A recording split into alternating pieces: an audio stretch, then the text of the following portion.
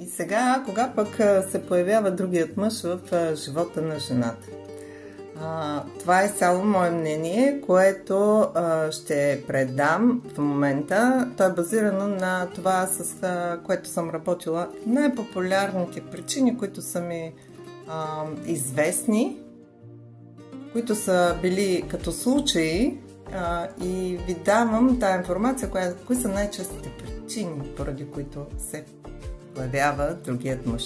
Това се случва най-често, когато жената губи опора, не усеща подкрепа, не усеща стабилност и се чувства изоставена, и също така тя губи интерес към съпруга си.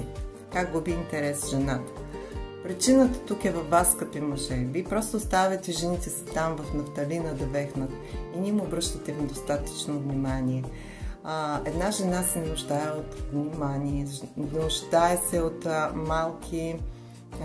малки изненади, от малък живец и интерес в ежедневието, за да може да сте интересни и тя да не търси навън друг интерес, защото навън много бързо ще й се стори доста по-интересно.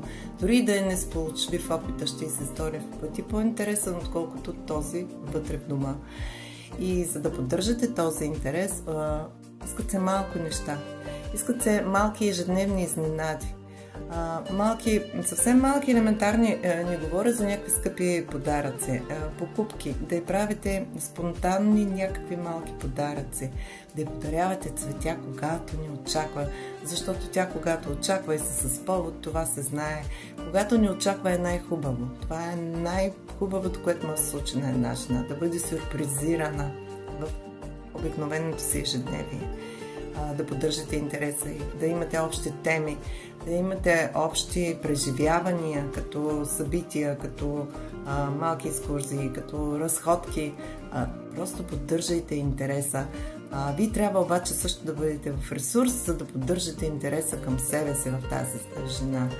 Също така имайте си и вашите мъжки занимания, мъжки клубове, мъжки сбирки, за да можете да общувате и с мъже и като се преберете в къщи да общувате и с женската част на дома си, така че да бъдете интересни за нея, когато тя не усеща закрила, когато загуби защита, когато няма стабилност и не чувства постоянна опора, тогава се губите се и тя ще намери интерес навън.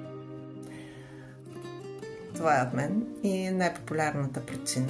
Аз съм Елвира Петрова, констелатор, фасилитатор, NLP практик и треньор личностно и бизнес развитие.